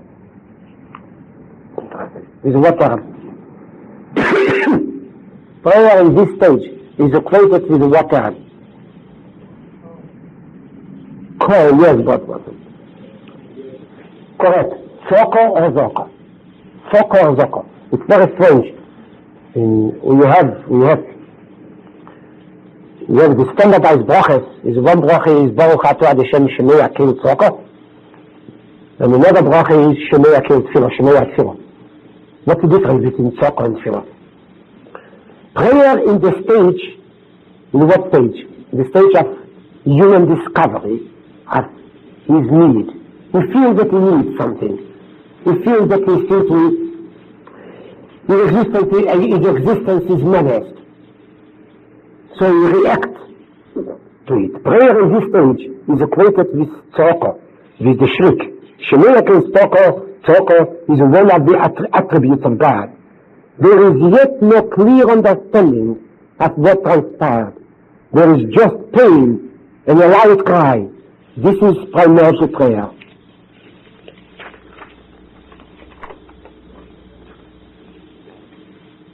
Prayer in the primordial stage is the first awakening of human reality, the end of the silent and the beginning of a vocal existence. Prayer always, I want you to understand, prayer always begins at heart. And this is not just a phrase, it's halachically correct. Prayer is different from other mitzvahs. Take for instance the mitzvah of matzah, achilas matzah, or the mitzvah of sukkah, or the mitzvah of lulas. They are mitzvahs which exhaust themselves completely in the physical act. Physical act, actually. The subjective, the subjective correlate is completely irrelevant as far as the mitzvah is concerned. According to many Rishonim, there's a question that in mitzvah you don't even have to have the intention, to discharge your duty with this act. Even if I took the mirror, if I heard shofar and I enjoyed it because it's a beautiful sound, I enjoyed the musical note of shofar, according to many opinions, I fulfill my duty. So completely like shofar, like mirror, like esrog, like sukkah, it's completely those mitzvahs exhaust themselves in the physical deed, in the physical action. Of course, it's much more ennobling and much more elevating and enhancing if together hand in hand with the physical performance, man attains an experience, a great religious experience. But halachically, from the viewpoint of formal halacha, the experience, or so to say the subjective correlate, is not indispensable as far as the fulfillment of the mitzvah is concerned. However, as far as prayer is concerned,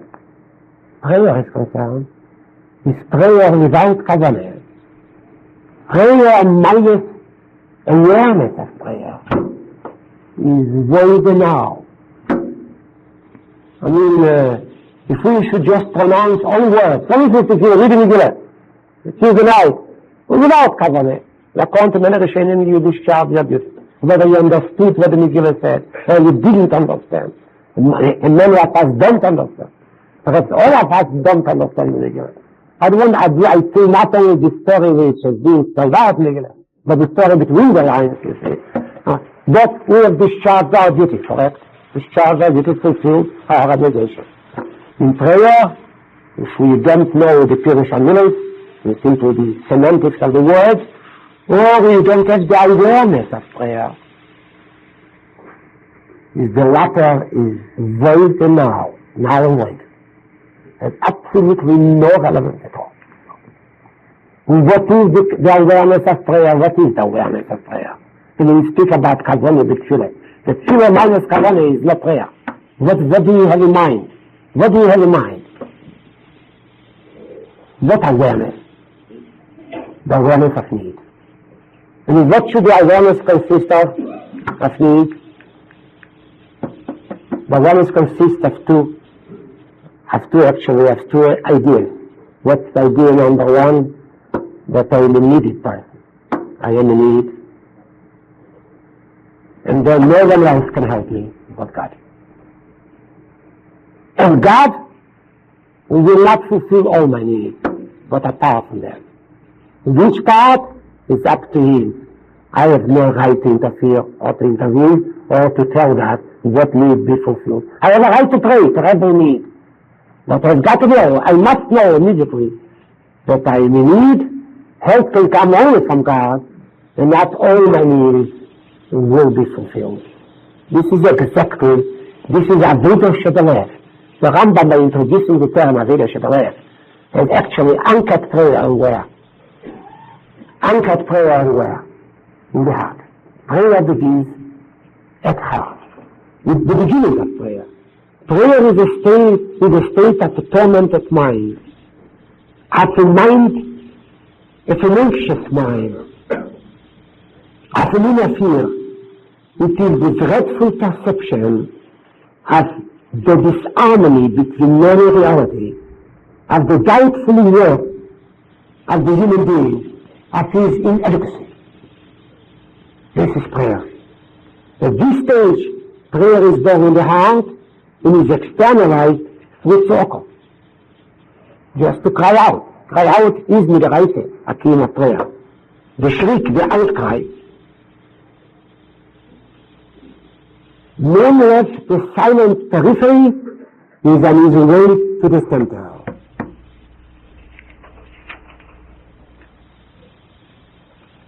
However, you have this would be spontaneous prayer, you understand. You know, at the beginning there was no text for prayer, there was no statutory prayer, there was no standardized prayer. Each one used to simply pray spontaneously. As much as it could express was enough.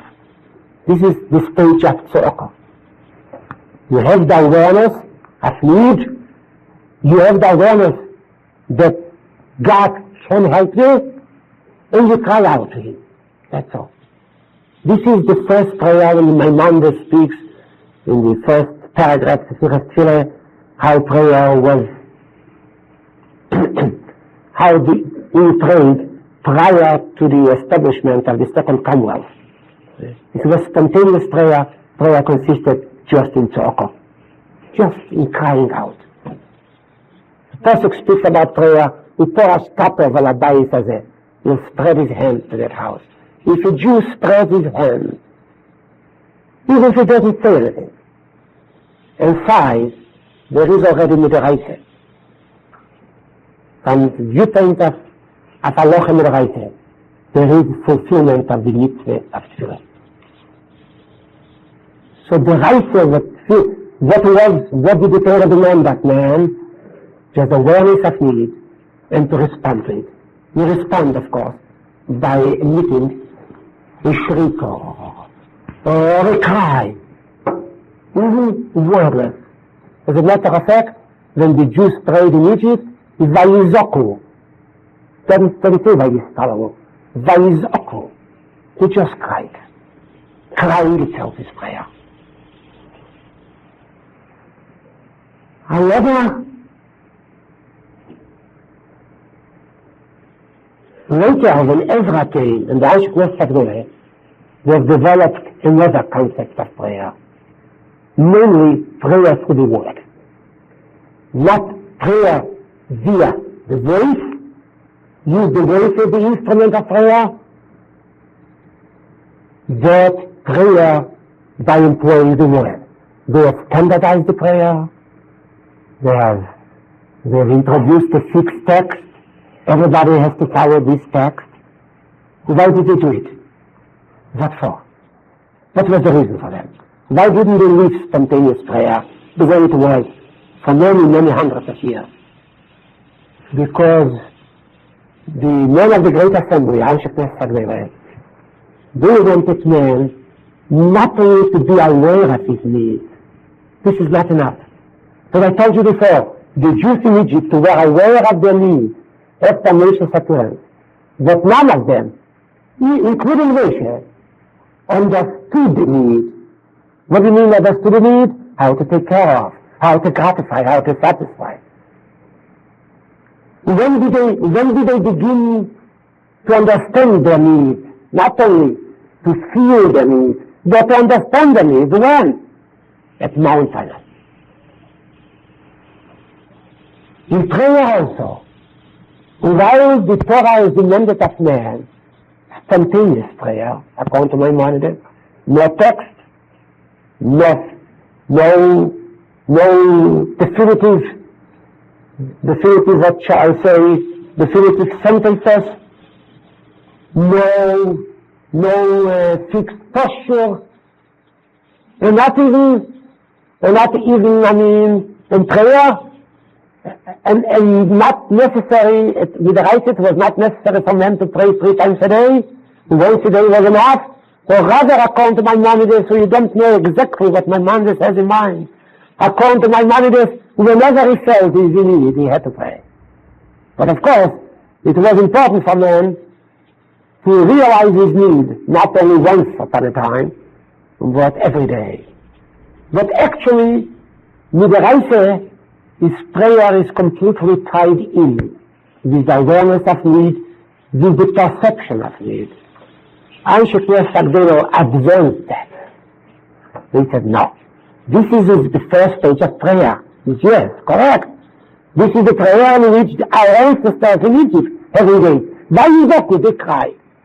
They couldn't ask for anything because they didn't know what to ask for. They didn't know what to ask for.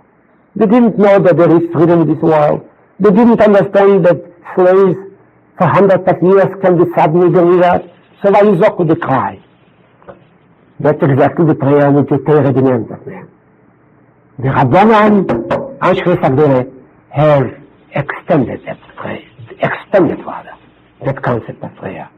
Not only should a man feel his needs, but a man should understand them. And they introduced prayer whose instrument is not the voice, but the word speech. At the next stage,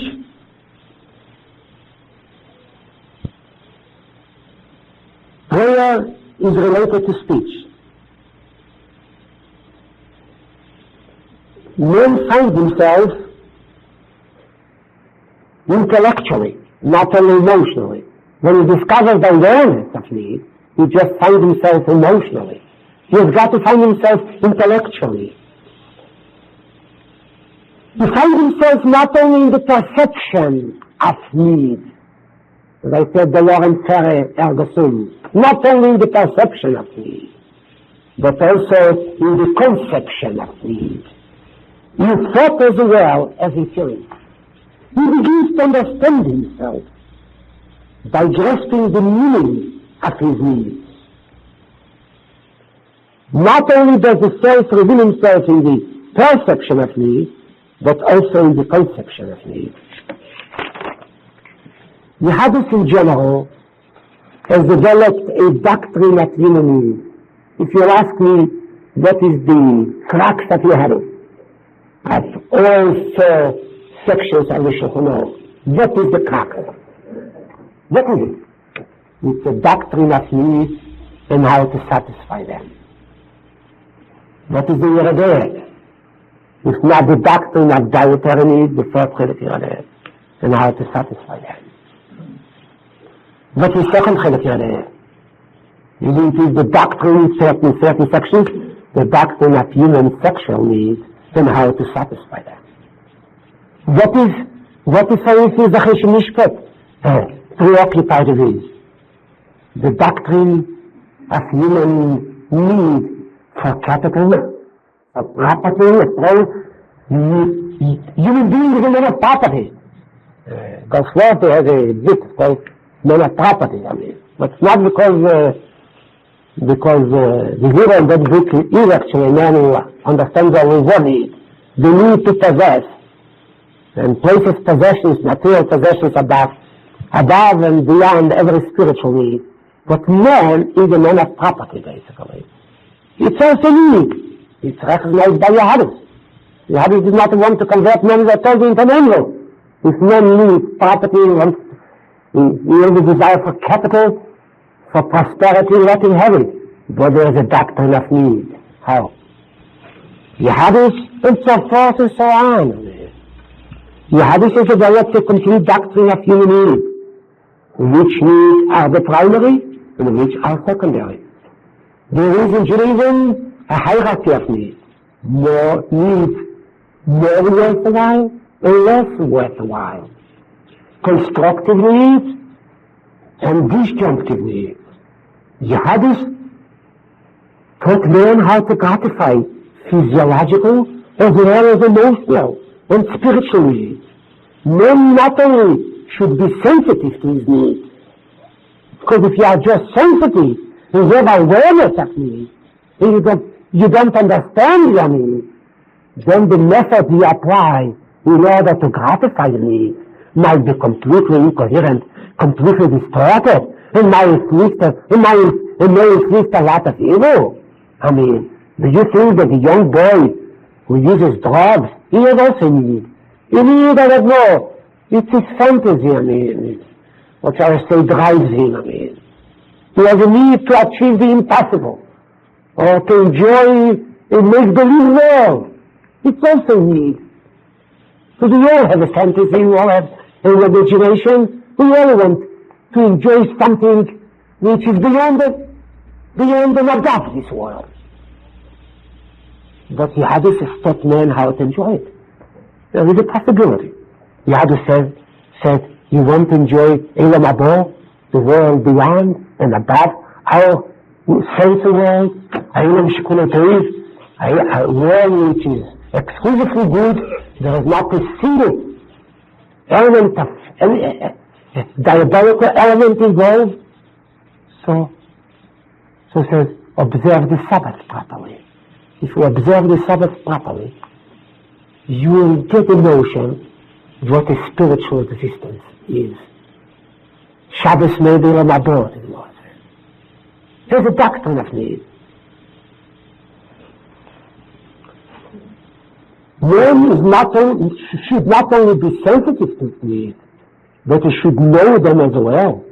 By knowing and properly evaluating them, he relates them to moral norms, and the gratification is edified. What was the purpose? The doctrine of need in Yahadus. What purpose did it pursue? What wanted Yahadus meant to do with his needs?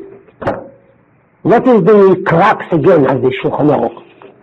Afei and Yeridei and Eben Lezer and Chesed Mishpat.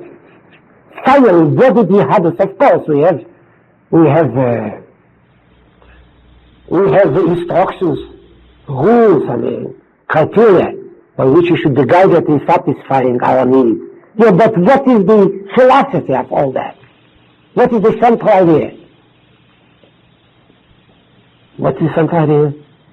Central idea is that the gratification of needs should become a service of God. Whatever man does should be a service of God. And the Rambam quotes the famous pasuk from Mishlei, "B'chol drochecho et tidei." Know God, you know your ways. It means whatever you do should be a service to God. And that's why Yahadus is so remote from Christianity. In Christianity there is always two domains in Christianity. One is the, so to say, the secular domain, The second domain is the sacred domain. And somehow man divides his life. A part of his life is secular, his political life, his business life, commercial life, his entertainment. This belongs into the secular sector. Then there is the other sector, the ecclesiastical, the sacred sector. This is the church, this is the mosque, this is the prayer, this is the Sunday, the Lord's Day, and so forth, so on. The Hadith has never divided life into two sectors. There are no two sectors in God. The whole world is one sector, it's one area. Either the whole world is contaminated, defiled, and corrupt, or the whole world may become sacred and noble and exalted. Because eating is a secular function according to Christianity. According to us, eating is not a secular function. It is a very important function. Very interesting. And you eat in the presence of God. If, for instance, and take a Jewish philosopher like Socrates, or Plato, or Diogenes, and tell him he would quote it, if you had quoted the pasuk to a Greek philosopher, Socrates, Plato, Aristotle, tell us, I don't care who, but as far as this is concerned, they were unanimous. He would have quoted in the pasuk,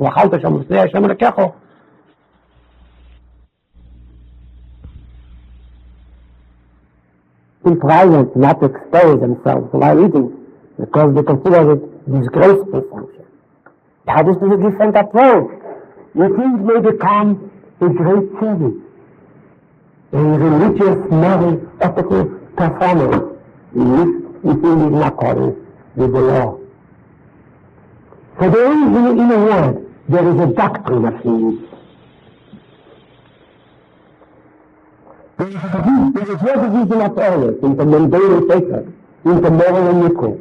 Every segment of human life which is identical with the continuous, deliberate, purposeful, progressive exercise of human physical and spiritual talent is subject to Halakhic control and determination. So in prayer there is another kind of prayer. Not only response to the awareness of needs, but also response to what? To the understanding and knowledge of needs. Some people are not aware of their needs. Some people may be aware of their needs, but there is no knowledge, they don't have any knowledge. In prayer, man gains self-understanding by classifying his needs in accordance with criteria the men of the great assembly developed. And that's why a fixed text was introduced, a standardized prayer was established. Because Mishum Nesre is not just prayer, Mishum Nesre is a doctrine of needs. The need starts with the most request for intelligence. Very strange classification. Prosperity is the last of the needs, of individual needs. And so firsthand, Mishum Nesre is not only a text of prayer. It contains also a doctrine of needs. There's a classification of needs. The Rambam said, Shema vis tochi kol adam. Mishum Nesre contains all principles, main principles of human needs. It's the classification of human needs. And at this stage, may not only react to prayer spontaneously, to needs spontaneously, but he studies his needs, he understands his needs, and by understanding his needs, he classifies them well, and then tzedakah is converted into tefillah. What's the difference between tzedakah and tefillah? Tzedakah means to cry, to shout, the spontaneous response, which is not planned, nor is it intentional. It's more or less instinctual. You cry out. What is tefillah in Hebrew is a very difficult word. It's a word which is very good. They don't know exactly the semantics of tefillah, but we know one thing. As tefillah, the word, the term pillow Vayifalel refers to thinking. I didn't expect. I didn't think. I haven't thought that I ever see by faith.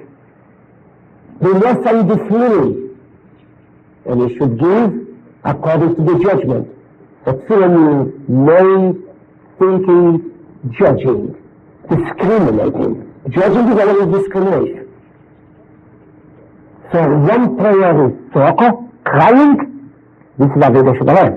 With the Reise, the Rabbanon superimpose a new structure of prayer. Namely, what is it? Fear, understanding of me, and judging, and classifying, and discriminating. Now, Tefillah at this stage, Tefillah is not just a hazy, vague emotion, a transient feeling, it's more than that. It's a well-defined thought. It's a clear conception. Prayer expresses itself in knowledge of oneself. The intellect becomes involved. And yes, and here comes in what? Comes in speech. Once man understands it, and he discovers himself in thought, then man gains his speech.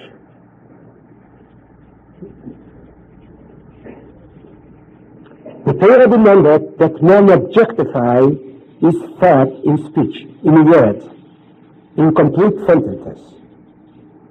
And here, self-realization of man achieves the pinnacle. Why did the Torah demand that prayer express itself in speech? Why not? All right, to understand that prayer it begins with feeling, with an emotion, with awareness of need. But at the same time, prayer also should progress from emotion to thought. And why is the word necessary? As a matter of fact, there are among Chazal certain scholars who said that there is no need for speech. If a man thinks, says the prayer in mind, you know how you, like the way a person reads a book. But however, my mind did not accept that view. My mind accepted the view that you will lack the bottom. Thought, thinking, the word is not enough. You have to pronounce a word. Why is it necessary?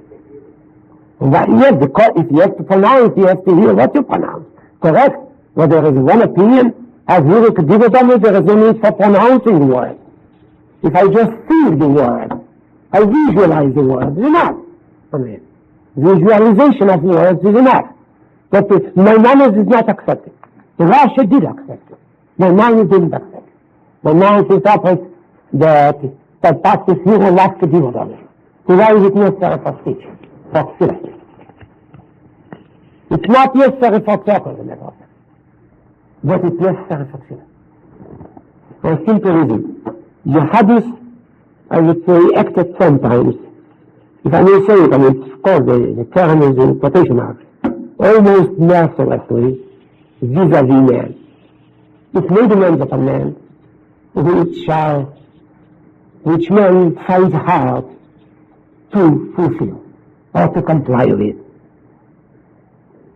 The Hadith knew very well that there are many things which man knows well, very well, and still he has the courage to spare his knowledge out in words.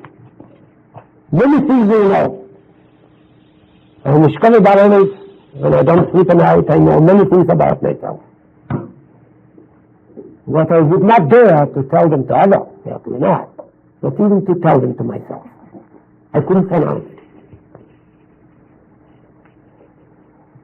I still cannot say that, for the 5 years since this college, I still cannot say that my wife, I always feel pain when I say it. I have somehow I have no doubt about the fact. I know the fact is unalterable, and yet I have not reconciled myself with it. Somehow, knowledge alone has no control over the speech. Only that kind of knowledge with which man reconciles himself and accepts it may be crystallized into speech. Knowledge with which man hasn't reconciled himself cannot be expressed in speech. It's contrary to human nature. That's why the Torah has placed so much emphasis upon confession. A simple question. A man committed a sin, a mistake, an error. He repents. After repentance is an inner process. He regrets. He is in agony. And he commits himself to a different way of life. And he cries. And he's in misery and distress. His commitment is ironclad. He'll never change his mind. The Torah says, no forgiveness, no atonement.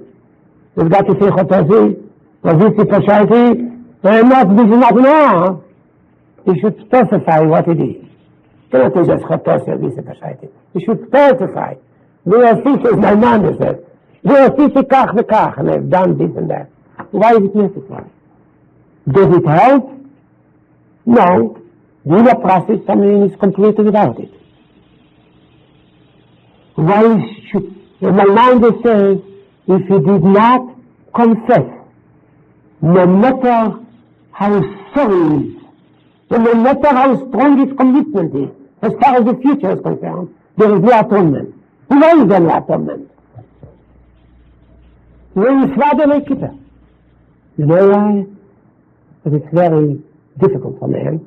First of all, for man it's difficult simply to arrive at the conclusion that he failed, that his life is a failure. That is true. True means I arrive at the conclusion that I failed.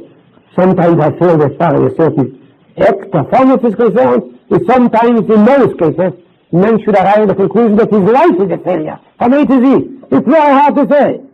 A man who considers himself successful, in his very prominent society, should say, I'm a failure. He may think of it. He may know it very well when he spends his sleepless night.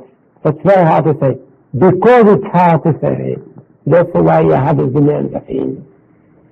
You have the courage, and you'll be bold enough not only to think of thyself as a failure, but to say it loud, at least to oneself, that you have been a failure. And the same is true of Tefillah. Tefillah is express itself with thought. But thought alone is not complete if man lacks the courage and the boldness to express it in speech, in words. And that's why Tefillah finds so to say its finale in the word. So Tefillah means man delivers himself from silence. He was a silent being. Basically, Tefillah is the great process of education. Education starts with unburdening oneself before the Almighty. First of all, silence. Man doesn't understand himself, doesn't understand his needs, doesn't understand his bankruptcy, doesn't understand his failure, doesn't understand his tragedy, he doesn't understand his life. And he begins to understand. And the Torah tells him, actually it is a commandment. Try to not understand. Try at least to see what's beginning. Who you are, what you are. And little by little he begins to discover his needs. Is there a moment to discover his needs? It's a needy person. And not all his needs will be fulfilled. So the first step toward so to say, toward a speaking existence. Toward a speaking individual. He was a silent individual who was made. Man got his voice. As it was in Israel. Next, the Torah says, all right, there was awakening, an emotional awakening. I expect you to awaken intellectually. Namely, not only to feel your need, but to understand your need. But what your needs are, how they should be gratified, and what can be gratified and what cannot. And here comes to which the Anship Nefesh Deva introduced. And thought is not enough. One should be courageous, not be a coward, to express thought in words. The very moment he expresses his thought in the word, so he is a speaking individual. The individual who approaches God before prayer, what kind of individual was he? A silent individual. This identity cast off. He was afraid, he was not free, he was a silent individual, he lived on the fringes of this identity is cast off. If there is a evil decree against man, the decree is rendered null and void, because the identity, silent identity, is vanished. There is another identity, namely what? A speaking identity, a man who feels his needs and knows his needs. And this is a different person, a different personality. And that's why God bestowed salvation and grace upon him. And the divine verdict is received. Yeah.